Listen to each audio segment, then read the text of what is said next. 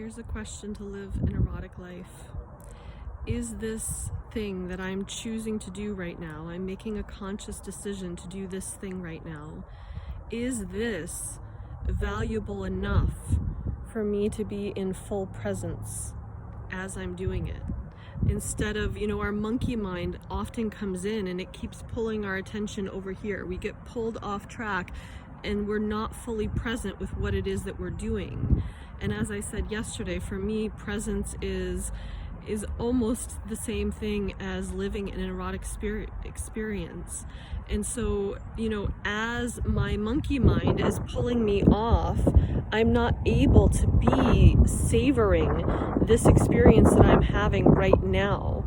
And the things that are happening in the monkey mind, I would say, are about 99% are fear-based. They're survival consciousness.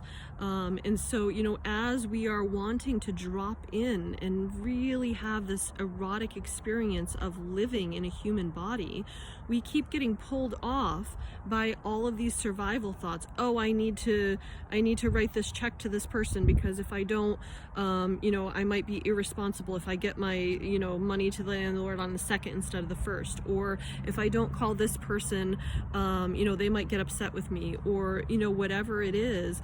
We're constantly trying to manage our experience because of living still in survival consciousness and being afraid that we won't be a good human if we don't constantly manage and keep track of what it is that we should be and need to be doing. For me, what I've realized is the only thing that I need to be doing is to be experiencing this amazing life from a place of having an erotic experience. Because if you look at all the other things, the things that like standard human beings do, and the worries that people are having, they're all on survival consciousness. And as we are so we're constantly uploading and downloading information from the super consciousness, right? And I only do this because it's easier to conceptualize, not because it's a hierarchy, but my conglomeration of cells as Jody is constantly uploading and downloading data and information to the super consciousness. And if I am constantly uploading data of suffering and anxiety and nervousness and, oh, I need to do this or this, that survival consciousness, it goes up into the super consciousness. It gets somewhat dispersed, but it doesn't happen that fast. So when I'm downloading the information back, I'm downloading survival consciousness and more of the anxiety and the fear. And it's just like a continuous feedback loop.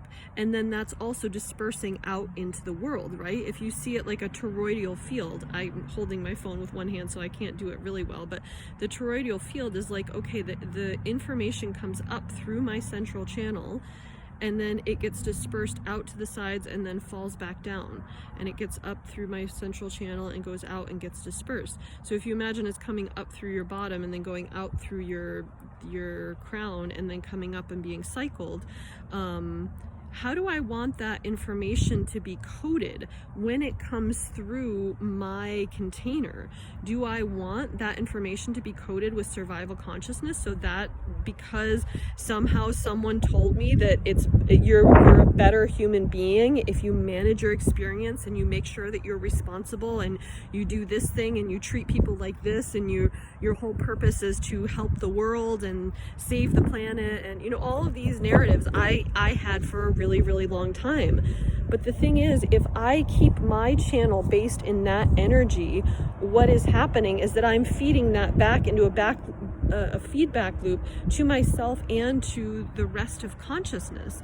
Whereas if I choose to simply say, no, I'm all done with that, and step off of the speeding train towards what people perceive as like being a good human, where you're drinking tonics of illusion, if I just choose to step off of that speeding train, one, other people go, oh, there was a door there? No kidding, I can make a different choice. So that's one thing. And the second thing, I get to live in the bliss of just being fully present. And so when the monkey mind starts jumping around, right? Like when you're sitting on the toilet, going to the bathroom, when you are washing the dishes, when you are driving the car, when you are giving your partner oral sex, like all of these things, when the monkey mind starts jumping around, it's pulling you off of your full erotic presence. It's pulling you off into this survival mode. So what I notice is that for me, there's two things around that. As I'm getting pulled off, I can ask, is this what I really value doing right now? Do I value this thing that I'm doing right now enough to be fully present in it? And if I don't, make a different choice. Am I willing to actually make a different choice and do something else? Or am I willing to bring full presence to this and allow the other things to go away so that I can just have like a fully blissful erotic experience of whatever is unfolding right now in my experience? And the second piece is to ask those voices, the monkey mind, do you have a concern? Because they're based on fear, sometimes even just acknowledging them and saying, do you have a concern, will help them to calm down a little bit, that you notice that they're there, and you notice that obviously there's something important that they are trying to tell you, because they believe that if you don't do all of these things of the list that's running through your head, then you're not going to survive, because that's the vibration that they're in, right? And so you ask them, okay, you can either take a pause from what you're doing or just kind of in the moment, like, do you have a concern? And then you alchemize that, right? You flip that into whatever the concern is, you can listen to it, and then you can say, oh, okay, well, that's actually just an illusion, so we don't actually have to do that thing right now.